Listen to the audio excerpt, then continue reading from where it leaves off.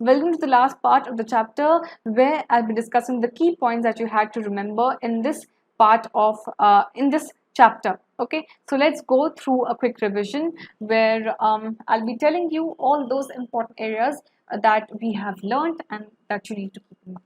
So, industries. Industries refer to those economic activities that are involved in the production of good or extraction of minerals or in the rendering of certain services. Industries, they are classified into different categories based on three areas, based on raw materials.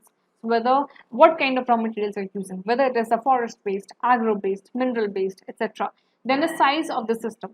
So what the amount of labor, the amount of capital that you are investing, whether it is a small scale industry where only a fewer products are getting as an output, owing to the smaller amount of labor and smaller amount of capital involved, or the large scale where larger capital, larger labor, they are being invested to get larger volumes of product. Then ownership, where a private or a group of an individual, a single individual or a group of individuals, they are owning a particular industrial company, or whether a government is owning that, that is in the public sector, joint sector where both governments and some of the individuals are coming up, opening up a sector together, opening up an industrial setup together, or in the cooperative sector, where producers or suppliers of raw materials, they are directly handling the process of a particular industry.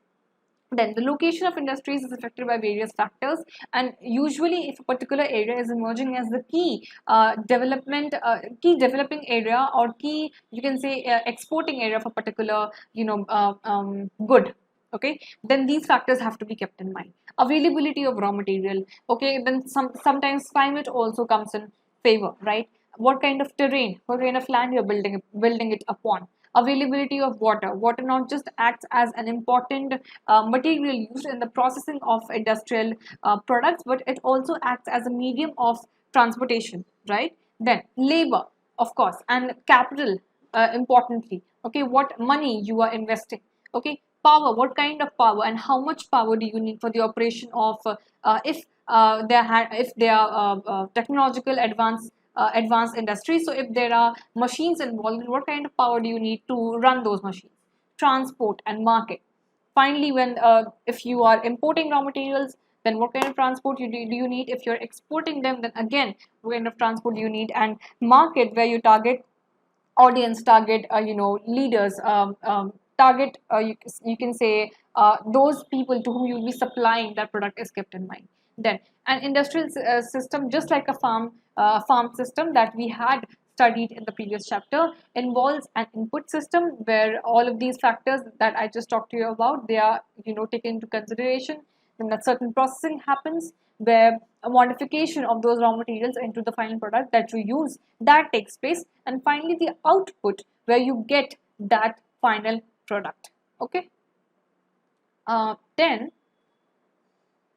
industrial regions. Industrial regions refer to those regions that are close in proximity to each other, so that a kind of industrial network is being developed. So it is usually located in temperate areas where climate becomes very handy, near seaports, so that there is a chain, there is a transport of import and export, and also coal fields, because coal is in itself not just a very important material, mineral based industrial source, but also it is also handy in the developing of other important products such as steel. So the iron and steel industry is a mineral-based industry. It is also known as the backbone of the industrial area, because the product, especially steel, is used as a raw material in the manufacturing of different products like transport vehicles, ships, airplanes, buses.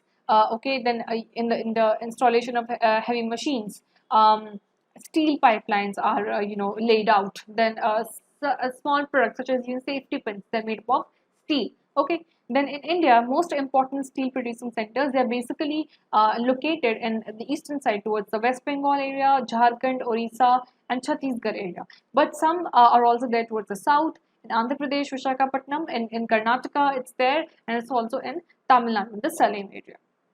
And finally, when talking about the cotton and cotton textile industry, that is the second most important industry in India after iron and steel, Mumbai is the leading producer. It was established first in Kolkata, but that did not work. So then a power based handloom was installed in Mumbai, and owing to the humid climate, climate that is important for the spinning and weaving. Then the seaport that helped in the export business, transportation basically. Then cheap labor, capital, and everything favored and made Mumbai a leading producer of this textile mill. Okay, and the second important city that leads in this textile era is Ahmedabad. It is also known as the Manchester of India. Okay, that is the last point. So these are the important points that you had to learn in this chapter, and I hope that you enjoyed learning about the different industries that are there set up not just in our country but also in other important areas in other part of the world. So thank you so much for joining me till here, and I hope that you study well and take care, and I'll be meeting you again to discuss the last chapter in geography. Till then, study well.